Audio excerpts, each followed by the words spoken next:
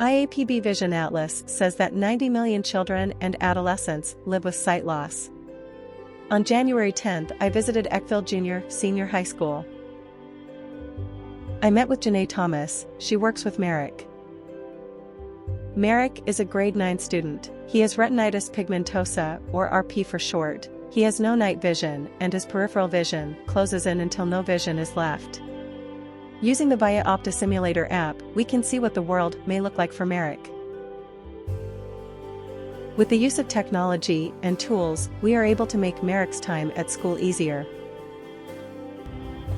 Hi, my name is Janae Thomas. I am a Braille transcriber at Eckville Junior Senior High, so I'm just going to show you some of my students' equipment today. So this is his Perkins Brailler. So this is the old school one that you would see kind of before some of the newer technology came out. So this is his Brailler that he uses for some of our exercises, and it is like a typewriter, but it only has the 6 Braille keys and the space bar and stuff like that. So I'll do a row, listen for the fancy ding at the end.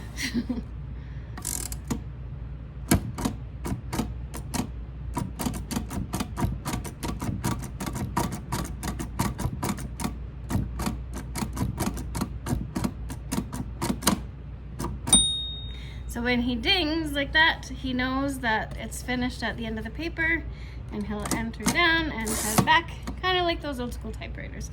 So that is his original Perkins Brailler. It's very heavy, doesn't go class to class real well, so he just uses it in this room.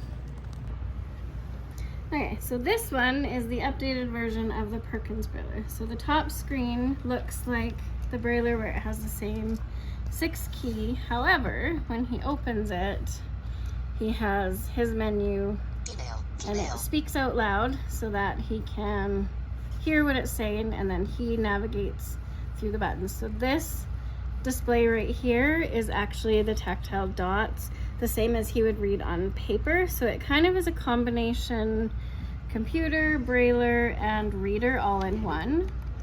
So then when he goes into something, create edit box, end of document, then G-I-P-G-M-G-N.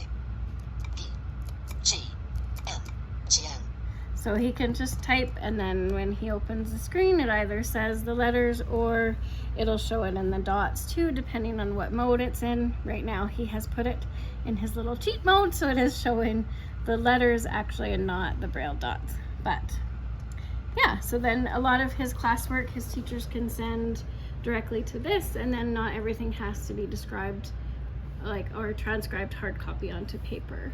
So yeah. Okay. So this machine is called Pictures in a Flash. So what it does is it plugs in and then it heats up. We call it our paper toaster. You use specific kind of paper, and then any graphs or charts or things that would take a long time to make tactilely to show an image of something.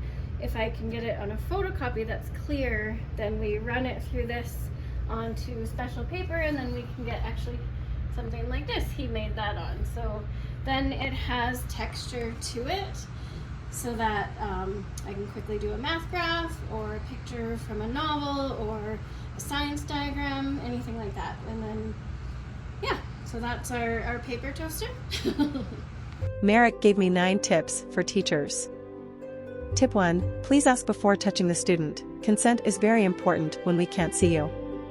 Tip 2, ask us questions directly.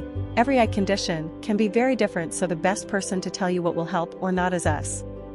Tip 3, describe things based on placement. For example, say, it's on the table to your left, instead of, it's over there.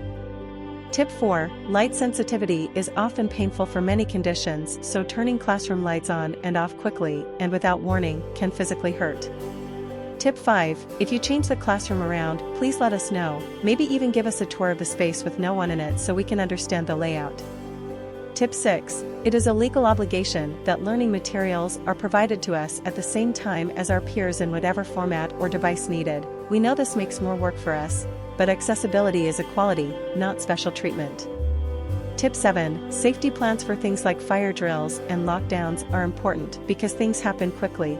Please help us plan ahead by having a buddy who also knows what to do in these situations. Tip 8. Knowing the basics of human guiding, just in case it's needed, is very appreciated. It makes it safer for all of us. Tip 9. We are just like any other kid in most ways. Not all our needs or behaviors are linked to our eyesight, so don't forget to treat us like a normal kid.